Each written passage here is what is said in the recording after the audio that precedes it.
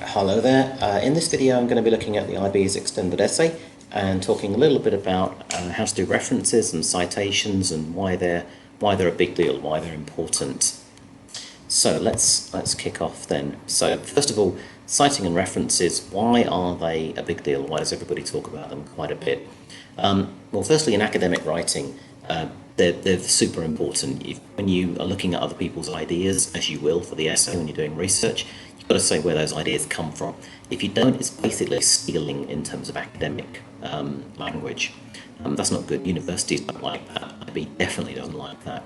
So essentially, when you find another idea, keep a note of it as you go along. Keep a note of the URL, for example, and the day that you saw that.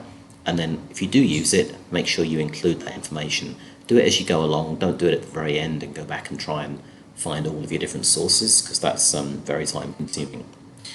If you do take other people's work and you don't say where it came from, that looks like it's your work, and that's called plagiarism. IB has another phrase for it, academic integrity, which covers some other things as well, but essentially it's not good. And that can give you a real problem for IB.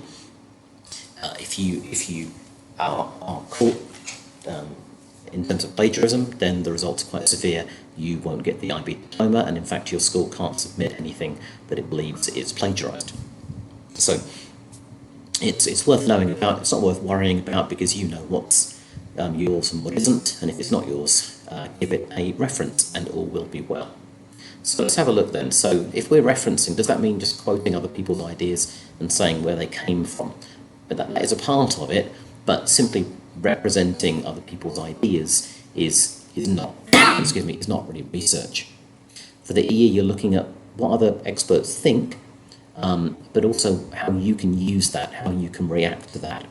And as it says here, actually, when you find experts that don't agree, that's actually more useful in a lot of ways for your research, because then you can evaluate and play with those opinions, and you come up with your own idea about which is correct or more correct. So that's one way of doing research.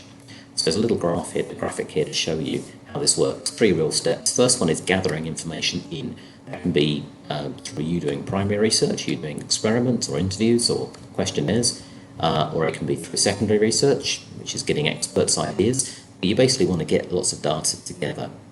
Once you've done that, the second stage is really important. You've got to react to the information, show how it's useful for you. What do you think about those particular ideas? Remember, the critical thinking component here for the marking is over 1/3 of the points to do with critical thinking and your research skills. So you've got to do that really well. And then once you do that, you show how that reaction helps you to actually answer your research question. You've got to bring everything back to the research question. So let's first of all understand a few words. Citation is when you mention another person's work or ideas in the main body of your essay. So in-text citation, it's in the main text of your essay. And when we do this, you need to make a citation or cite. So this is what it looks like. You can see here, this tells us that somebody called Moore, he or she wrote this in 2015, and it could be a book or an article. There's more information we can find later to explain that to us. Very important to cite this, because then you're showing that this is somebody else's idea or quote. One thing to bear in mind is some students will do this, but only do the bibliography at the very end, and then in the actual essay, sometimes they don't actually show where things have come from. That would get you into real trouble with IB and universities.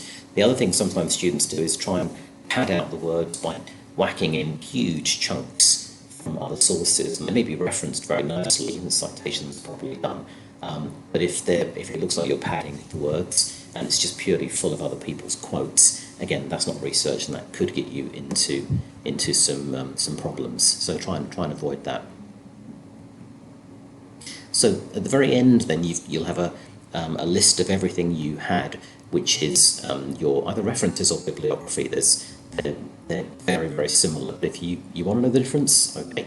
The difference is references are just a list of sources that you have cited.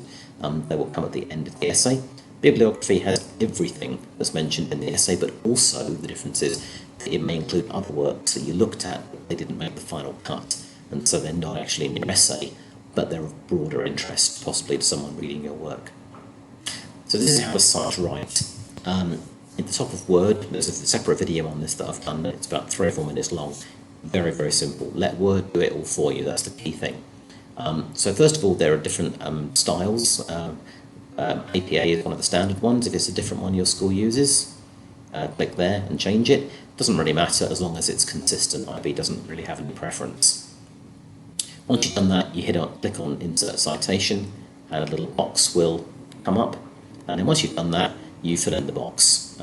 You can choose whatever source it is, whether it's a speech or an academic journal or a website. You choose that, fill in the boxes, and then click OK. You find the spot, obviously, before you do all this, you find the spot where you want the reference to appear. You click Insert Citation, and bang, it will appear. Magic. And that's it. And it will remember that. It will remember that citation. So if you want to use it again, you go back and then insert that citation. Very simple. It takes a couple of minutes to learn. Much, much cleaner and smoother to do it this way than to try and remember yourself how to follow that particular style, because APA is different from MLA, it's different from something else. So it's important you follow the right style.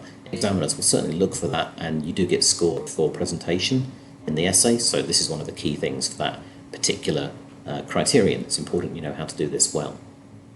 And then secondary, how to do a bibliography. Bibliography is super, super simple. Once you've done all the previous things in the references and you've cited everything properly, all you do is you go back to Word, go to References tab, and then you click on Bibliography. There'll be various stylistic points or ways of laying them out.